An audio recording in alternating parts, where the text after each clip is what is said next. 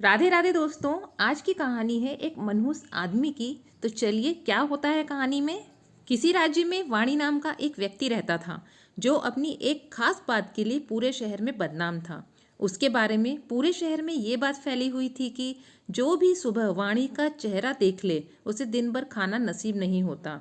लोग उसे मनहूस मानकर उससे बचने की कोशिश करते थे, लेकिन वाणी बहुत चतुर और बुद्धिमान भी था, इसलिए लोगों के इस तरीके के अंधविश्वास को नज़रअंदाज करता था।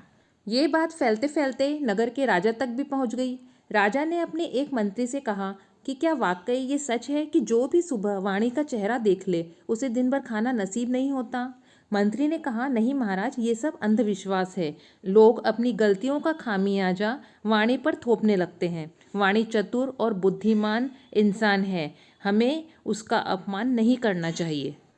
लेकिन राजा की जिज्ञासा शांत नहीं हुई। उन्होंने कहा कि वे खुद देखना चाहते हैं कि लोगों की बातों में कितना दम है। उन्होंने वाणी को अपने महल में बुलवाया, उसकी खूब खातिरदारी की, रात को उसे महल में ही रुकवाया। सुबह होते ही राजा वाणी से मिलने पहुँचे। वाणी से मिलने के बाद वो दरबार के कामों में लग गए। उस दिन काम कुछ इतना ज़्यादा था कि शाम तक उन्हें खाना खाने का समय भी नहीं मिला। राजा को यकीन हो गया कि वाणी वाकई मनहूस है। उसका चेहरा देखने के बाद खुद राजा को भी खाना नसीब नहीं हुआ। राजा ने तत्काल सिपाहियों को बुलाया और कहा, वाणी को तुरंत फांसी पे चढ़ा दो। ऐसा आदमी शहर में रहेगा तो जाने कितने लोगों को रोज भूखा ही सोना पड़ेगा। सैनिक उसे पकड़ के ले गए। वाणी घबराया नहीं, वो शांति से सैनिकों के साथ चल दिया।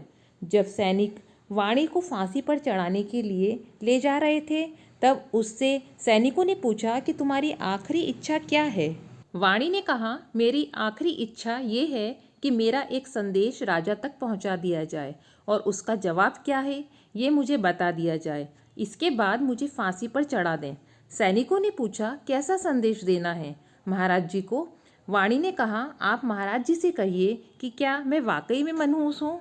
जो सुबह सुबह मेरा मुंह देख ले उसको दिन भर खाना नहीं मिलता, लेकिन मुझसे ज़्यादा मनहूस तो महाराज हैं। मैंने सुबह उनका चेहरा देखा और शाम को मुझे फांसी पर चढ़ाया जा रहा है। सैनिकों ने राजा को वाणी का ये संदेश सुनाया। राजा को तत्काल अपनी गलती का एहसास हुआ। उसने वाणी की फांसी रोक दी और उसे दरबार में बुलाया, उसे सम्मानित किया और उसकी चतुराई के लिए पुरस्कार भी दिया।